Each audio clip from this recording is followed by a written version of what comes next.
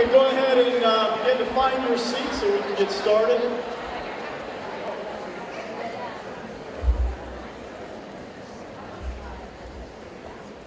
In my lifetime, I've come to recognize that there are certain questions that unite all of us as humans. One of them is, what's the meaning of life? Things like, what's going to happen when I die? But there's another one that states, no one shall ever sit in the front row. He's our guest speaker, doesn't count. Thank you, Dr. Villa, for sitting down front. I appreciate that. So real quick, just the fact that we are all in here, we've had coffee, registered, all of the facilities are clean, we're where we need to be. There's a mountain of work that goes behind all that. And I recognize that I get the real easy part to just show up and do what I do. So could you help me recognize Lori McQuaid and her fantabulous team of support. Thank you, Lori. And that's, when I say team, there's Lisa Turla, her assistant, all the coordinators, the directors, etc. Thank you, the principals that helped out with our check-in today. So we wanted to begin today quickly just recognizing that we are as good as the leadership in this district, and that goes for the leadership of the district as well as each of our union groups. And together, we recognize over the years that when we're pulling, sometimes pushing in the same direction, our students benefit, period. It's just that simple. It's a lot of work, a lot of collaboration, to be interest-based and to look for solutions, even in the most difficult of times. But we have that, and it's worth acknowledging at this moment in time how important that work is. So I want to bring on stage our presidents and have them introduce their direct counsel. And I'll start with Andrew Poon from APSA. Andrew, come on stage.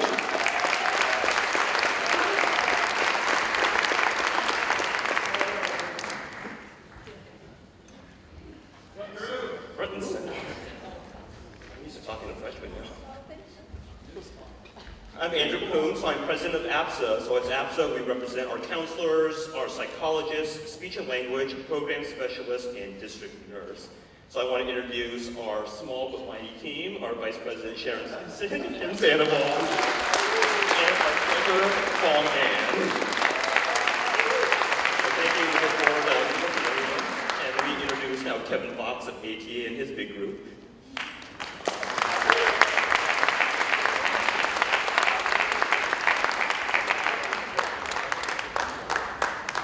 I thought they were going to let me come up by myself. Yikes. All right. So good morning, Arcadia. My name is Kevin Fox. I'm your president between now and June 30th, 2019.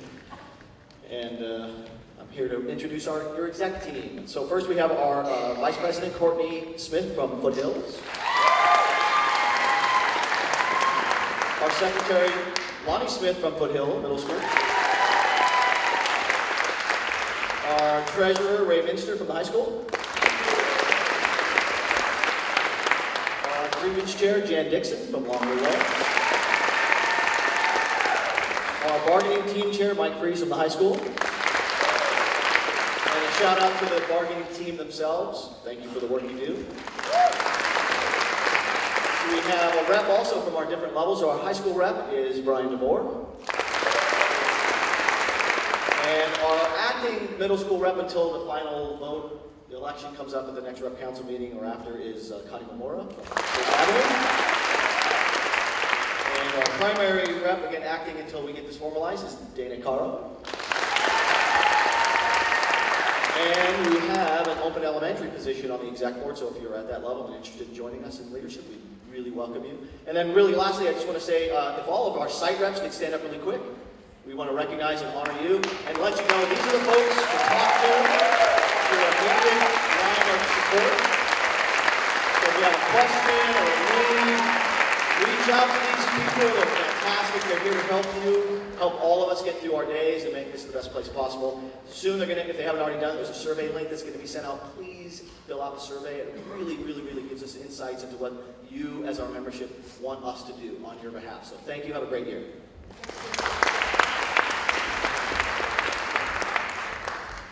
Thank you. And Mike, you're getting ready for, that was in honor of our princesses with the Rose Parade. That's awesome. Appreciate that. All right, now I'm going to introduce my executive team. I'll start with Dr. Wilson, Ed Services, Assistant Superintendent. Assistant Sup for HR, Kevin Harishu.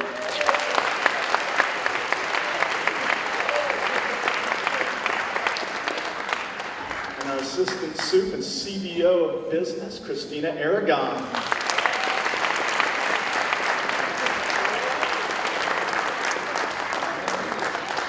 So as you mentioned, everyone on the stage is here to support you and having the best year possible as you serve our kids. So once again, could you just collectively give this group a round of applause for their leadership? Thank you all so much. Appreciate it.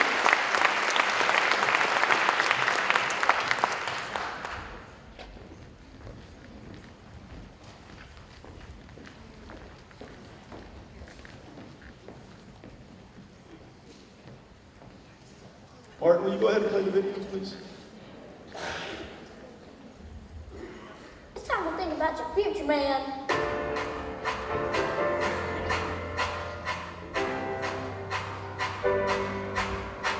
Some people think the future's gonna be dark, like people crying, robots crying, Arnold Schwarzenegger. But I think about the future a lot, and I believe it's gonna be awesome. Has to be. It will be. Sure, there's bad things in the world, but there's also pizza. Wait, I can think of something better. It's like nothing better. Yes, there's bad stuff, but it doesn't have to stay that way. People being mean to people, not treating people like the people. That's why we need people like you. We just gotta change some stuff. Like, wouldn't it be cool if we could just all be cool? Like, just all be cool to each other. Be cool, man. Throw kindness around like confetti. Kindness is less messy. Don't judge someone unless you walk a mile in their shoes. Also, don't steal the shoes. Borrow them, and then return them, and then be friends. Make a ruckus for good. You got this. When life gives you limits, post about them online so people will feel sorry for you. No, you don't do that.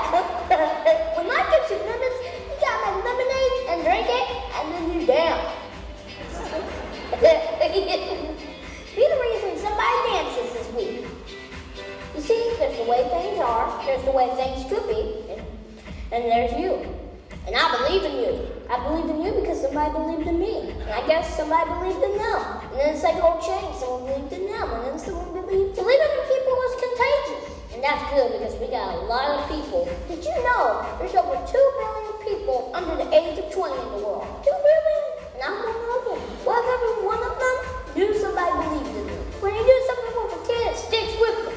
Anything you do for a kid, a smile, a book, teaching them to tie pancakes, it becomes part of who they are. They may not thank you or act like they notice, but they won't forget. That's changing the future, man. Change a little, then you can change a lot. What will the future look like? Will there be flying cars? Will there be jetpacks? Will there be hoverboards? I don't know. If you build them, there will be. Sure, there's bad stuff in the world, but there's also you. You could be anything that you want today, so be bold, be kind, be awesome. Repeat. It's like shampoo, but with your life. One of the superpowers that we all have is the ability of changing the future. You may not feel like you have that much, but you have right now, and that's a lot. Take time to listen. Listen to a kid. Believe in a kid. Teachers, to librarians, to parents, to everybody who works with kids. We're changing the future. Tomorrow will be better because how awesome you're going to make today.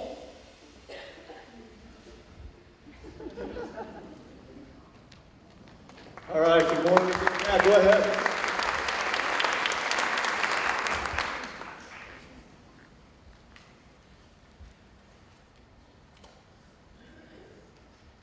All right, good morning again. And it is truly a privilege and an honor to be here with you this morning. I usually open a lot of my public comments when I'm in the community or at events, and people don't know me, and I talk about my title and say what a privilege it is to serve you. And so on this one day out of the year where we all get together, I just want you to hear that it truly is a privilege and an honor to be your superintendent. You know, I've used this video before, not this exact one, but Kid President, and I know probably most of you follow him. If you don't, We could use a lot more positivity in our lives, and he's fabulous, and these videos are great. But this one stuck out. In my mind, it actually haunted me for a couple of days in a very good way when I watched it, because there's a moment in this video where he kind of pauses a little longer than usual, looks right, and if you go back and watch it again on your own time, he looks right in the camera, and he says, "I believe in you." Probably four of the most powerful words that could be spoken between two people. I believe in you. It's not about a certain character, it's not about a certain trait like you're smart or you're kind. It's the whole thing. It's someone just looking you in the eye and saying, all of you, the good, the bad, the ugly, everything about you, I believe in you. And what that can do to another human being. I think we all have a moment where we've been at a meeting, a professional development, something where someone says, talk about the most influential teacher in your life, right? Or that teacher that you remember from your whole childhood. We all have that one. If we're lucky, we have many. Mine was Mr. Reck. He was my 7th grade math teacher in Kentucky, and I had moved around a lot in my youth, 11 different schools. And at this one, I showed up, and I had learned to lay low, right? Just go in, be stealth, you don't want to be noticed in 7th grade being the new student. And this teacher, after about 3 weeks, quietly came over to my desk and said, I don't know why you don't want to engage. I don't know why that you're only doing half the work that you can do. But it's too late, because I've already seen what you're capable of. I've spoken with you. I know how smart you are. And I'm going to expect tomorrow when you come in that you're going to do that every minute and every day for the rest of this year. I want to see you. And that was all it took. When you look back, you go, there was this one moment in time. And I don't know, maybe he was lying and he was just giving it a shot to see if it would work. But the fact is, I just needed that confidence for someone to say, I see you and you're allowed. I'm giving you permission to be you. And that was it. It was the best class I ever had. It changed my life. It changed how I saw my own capacity, my agency. And so,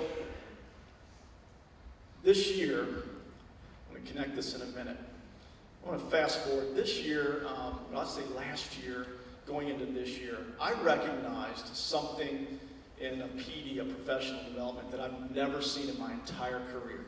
Literally, I've been in charge of professional developments, I've sat in thousands of professional developments, and I've never seen something happen where, without being directed to, that over 75, I think 80% now of you have been through a formal training of restorative practices, right?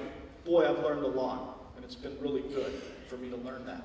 What I learned was that if something's really, really good, people just want to be a part of it, and people will do it. Now, a group came back from a conference, this is how it got started, and said to me, David, we're talking about restorative practices, and we just saw this amazing speaker. Karen Younker's her name. She's amazing. You have to bring her here.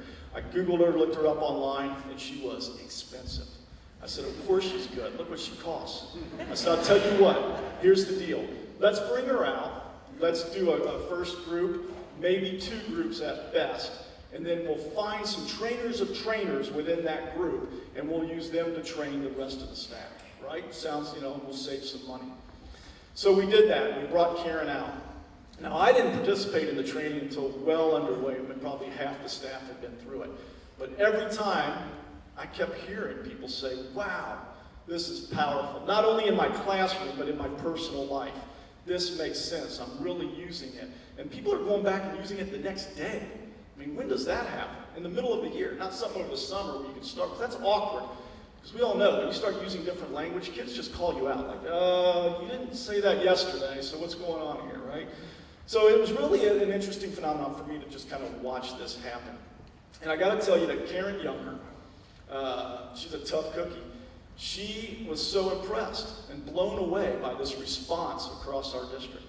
And she kept asking me, like, what is it? Like, I've never seen this response before. And I kept trying to give her credit and say, you're just good, Karen. And she's like, no, it's not it. Like, I do this everywhere, all over the country. That's what I do. And so we talk about a lot of what it might be. And in fact, she said, we ought to do some trainings. If I could bring you, David, to some conferences where you can explain kind of what you're doing in Arcadia. But here's the point. She was missing the mark. And this isn't about me minimizing the work that Karen Junker does. But here's what I realized, and it took me a while. It's not about Karen. It's about you. Every one of you that walked into that room that day for the training, 2 days of training, brought with you a core value. Simple core value, but a powerful core value of believing in every one of your students. Not collectively, but every single one. We know that. That's what makes Arcadia unique. Your high expectations across the board for students when they walk through the doors of this district and into your classroom are so high.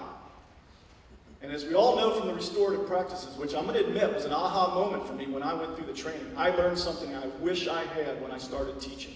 And the 4 quadrants of accountability and support, for me, I spent my career believing that it was my job, maybe it was the counselor in me that really wanted to figure out who needs real high support, who doesn't, who needs high level of accountability, who doesn't. And Karen made it crystal clear to me that day, and it was an aha moment, that every single person in your life deserves high support and high accountability. Both of those things across the board, consistent. And that's what I experienced in that 2-day training, because I walked out going, boy, she loves me, but she is hard on me, right? And I felt it, I experienced it. But that's the difference. It's not about Karen, it's not about a training. I think she helped put words and frames to what's been going on here for over 50 years of this tradition of excellence. But that's it. You start every day with that. And I believe that core value of believing in every single student and expecting more from them that they even know is possible, and a lot of times more than their parents believe is possible. And it doesn't stop at graduation, because we're not just trying to create learners. We expect them to do something. In college, after college, those expectations continue in this community.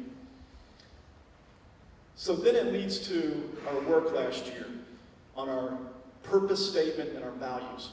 And I'm going to tell you, it's the last thing I ever want to do. I just dreaded it. I was like, I don't enjoy talking about vision and mission. It's something that usually goes on a wall. In fact, I couldn't tell you what our last mission was. It was done before I was here, before most of you were here. I didn't know what it was. And the only real good training I had in my career on vision was when I first started teaching. And here's the kicker. It was done by the CEO of Kodak. Right? Kodak at the top of their game in 1991, the only game in town with, for photography, came out and was spending his time teaching us about visioning. How ironic is that? They were spending all their time in the rearview mirror talking about how great they were instead of looking forward, and they completely missed it, right? So our values and our purpose statement, I admit, was a tough undergoing for me to start. But it became such a powerful mission because of the shared vision, shared mission, and shared values that have been built in this organization. That's above any one person. This isn't about me. It's not about any one person. These are things that have been built on the shoulders of giants. I like to say that all the time. And so I want to just share real quick, because this is the first time we've been together. I know you have seen these. I don't know where I'm pointing. There we go. So what came out of this work, and this was expansive interviews, we had transcripts made for all of the interviews we did, the surveys that went out, came back, worked with the board. By the way, I saw Lee Chavez sneak in here. Lee, where are you? Where are you standing? Could you stand up and just help me recognize our newest board member, Lee Chavez?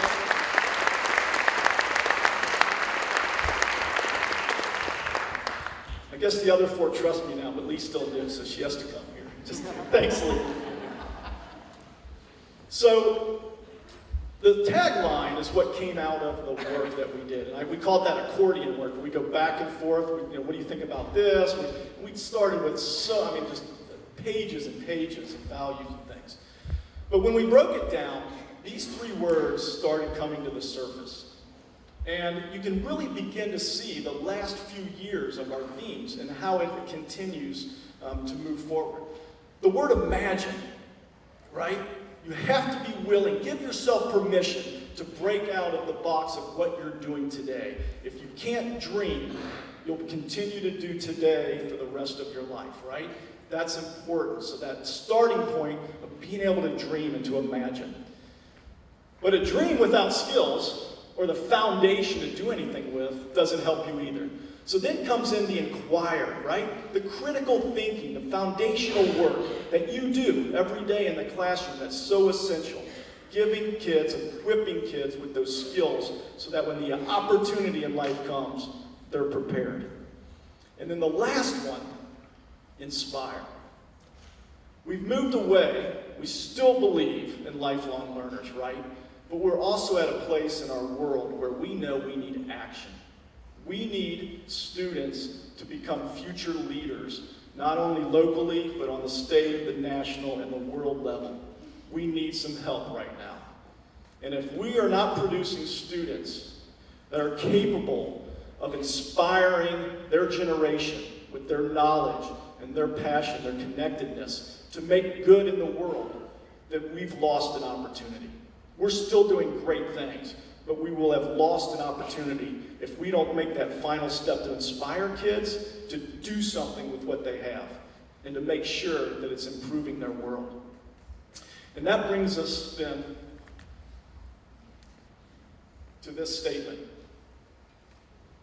To challenge and inspire students to make a positive and profound impact on their world. We talked a lot about this statement. There's a lot packed in there, right? And what does profound and positive mean and what does their world mean? Why isn't our world? It's just recognizing the fact that they were born in a different world than a lot of us, right? Very different. My kids' world, very different world they're growing up in, and the world that they're going to have to be adults in. And so we're recognizing that we need to empower them to make an impact on their world, to begin to think about how to solve problems. That's that whole parenting shift, right? First time around, I ask my kids at the dinner table, what'd you do today?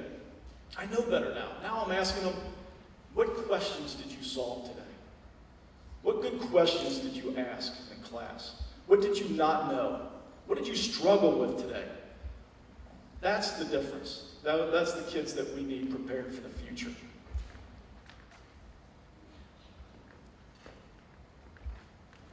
And then that leads us to our values, which underpin all of this work, right?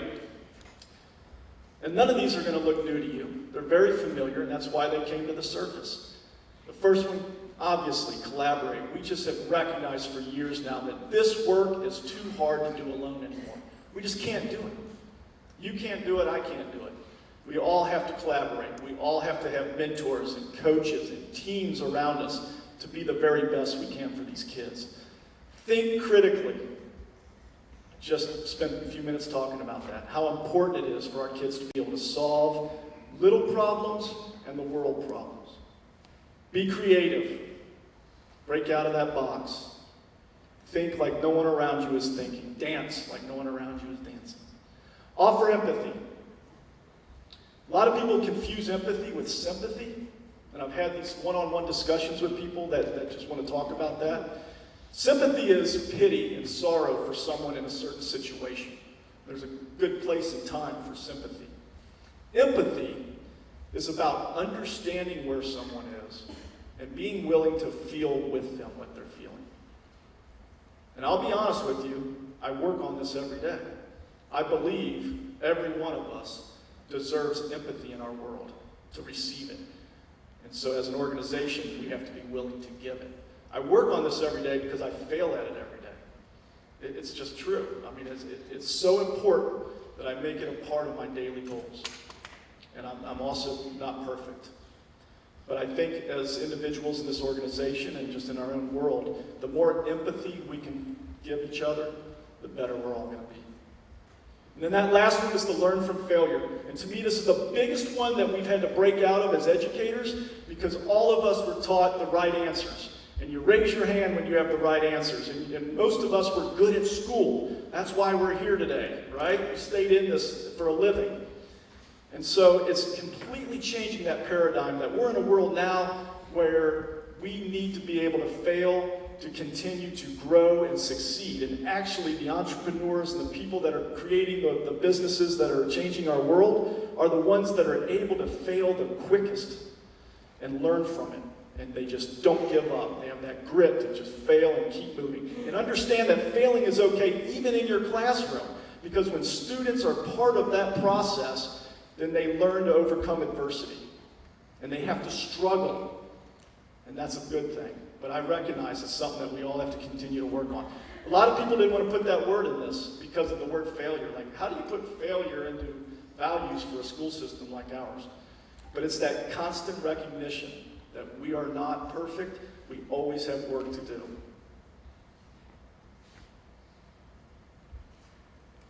So let me wrap back around to what Karen Junker said.